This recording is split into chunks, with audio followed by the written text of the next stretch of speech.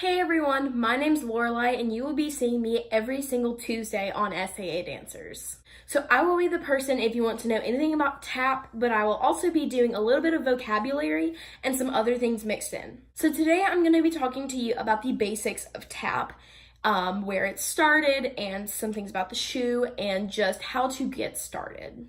If you think about it, tap is probably the most underrated genre of dance. It gets a lot of credit because it's tiny little movements and people are like, it's too hard. Also, that it can be loud, but most people just think they're like, it's tap, whatever. But actually, I've been taking tap. This is my 7th year.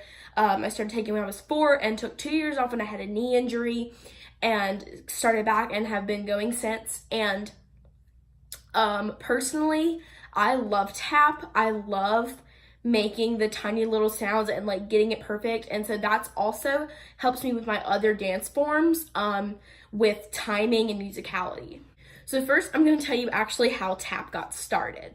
So tap dancing actually originated during the Great Depression. So what would happen is that people would take shoes and tie can lids on the bottom and tap to keep rhythm when making music. So tap actually has a musical background. Other forms like ballet started in aristocracy as like kind of, it was more formal, which from there stemmed genres like jazz and modern. So yeah, tap has probably been going for about 1930s-ish to now. So it's probably newer than a lot of a different types of genre. It's right up there with modern. Modern was started around the turn of the century, if not a little bit later. So now I'm actually going to tell you about this shoe. So tap shoes, a lot of them look completely different. These are mine. I actually wear the heel tap shoes. That's what my studio requires. There's some that are black. Mine have the shank on mine is hard. Some of them are flexible. Those are for doing moves like toe stands. That makes those easier. There's a bunch of different ones. Mine are open and buckle, some tie, some have elastic, some like are all the way covered and then tie up. So this is basically what a tap shoe looks like, and everyone has 2 of the exact same components. Every tap shoe has the toe and the heel, which is both metal. The majority of them I think are aluminum. They do make them in other kinds though. Also this right here is really flexible, like right in here is flexible, but that's good because you kind of need that flexibility. So exactly, they would tie can lids to their shoes so you get the heel and the toe. That's where the can lids would go. Before you tap, you want to make sure your ankles are really warm because it is a lot of articulation of the ankle because, of course, if your foot is stemming from your ankle, you're going to have to be able to move your ankle to help with the beats and with actual tapping. So one of the first things you always want to do before you tap is get warm. I previously have gotten warm, but another thing you always want to do is be able to roll out your ankles. Make sure you roll them since you're doing a lot of articulation, as I already said. Make sure you get really warm. Doing a lot of stuff in your legs is also really good because that's what you're going to be using. So the first thing I'm going to explain is the difference between a jump, a leap, and a hop. So some of you might already know the difference, but I'm going to explain them for the people who don't. A jump is you start on 2 feet, you land on 2 feet. A hop, start on 1 foot, land on 1 foot. And a leap is starting on 2 feet and landing on 1, or going from one to the other, or basically anything from transferring to just one instead of another. So another thing is a lot of things in tap you're doing up on your toes and you won't need your heels a lot. So also if you listen, you can hear a difference between the heel and the toe. So the toe is higher and the heel is lower. So you can kind of hear a difference between the 2. Toe taps are, it's a big thing in tap. You're using your toe a lot. So you're gonna kind of warm up your toes. Also digging into the ground is a good thing, where it's basically just your toe and you're just digging it into the ground. That's all it is. So that's good to do. Basically anything to get warm and to just feel ready and prepared. So in tap, a lot of people teach combinations with words because you can easily pick it up because if you know the moves, you just put them together. So, because it's all with your feet and just little movements. So, I'm going to start by explaining If I ever say toe, I will show the combination, but normally toe will either be a toe in the back or a toe to the side or any sort of toe tap, or it can also be in the back like that. That's another one. Heel, any sort of movement where you're just putting your heel down, that's a heel. Things like tap or steps. Steps are just, I mean, it's like stepping, and you will always be stepping on your toes. If I do say step in something, you never want to step like this. So the components of tap are really small articulated movements. So adding in heels to stuff can make you go slower and not be right under yourself. And you need to be going fast because you honestly want to train to get faster and faster, so you're not doing combinations really slow and you can make them look clean. Adding in heels makes them look ugly. Sorry, it just happens unless it's actually part of the move itself. So now the difference between a step, a stamp, and a stomp. So a step, it's always on your toe, always. A stomp and a stamp are very similar. Stomping is your heel and your toe, but you're coming back up. A stamp, it sticks to the floor. So that would be, my teachers always explained lick it and stick it. That's why it's a stamp. So it stays on the floor. But a stomp comes back up. So you do stamps in some combinations. You do stomps more in movements like buck time steps. Wait a minute. Yeah. So you do stomps in movements like buck time steps. So going back to the jump, leap, and hop, jumps are more used to prepare for like pullbacks or wings, which we'll be learning in a different video, where hops are more in combinations, same as leaps. So now I'm going to be showing you the main three things I think you're going to need in tap. So the first one is a toe heel. It's literally just what I said. It's a toe and a heel. Toe, heel. And these are really fun to get really fast. Wait a minute. So these, I think you're really going to need these. Same as heel toe, that's another one. So basically those are probably the two simplest ones. Toe, heel, and heel, toe. I'll show you left, toe, heel, and heel, toe. To the front, toe, heel, and, wait a minute.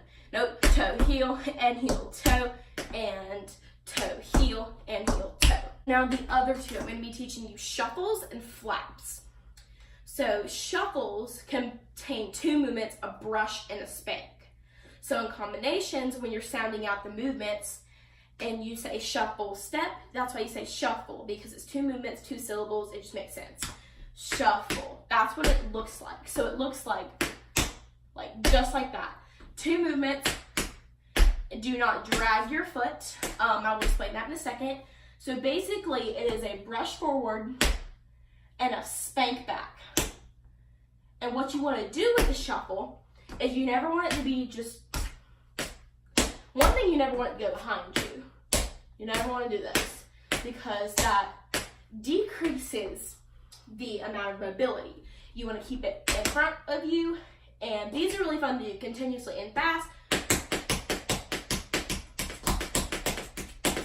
These are really fun to do. I love shuffles, and they're basically in the majority of things I will teach you later on. So you need to have a good you need to have a good foundation until you start learning the actual combinations and steps.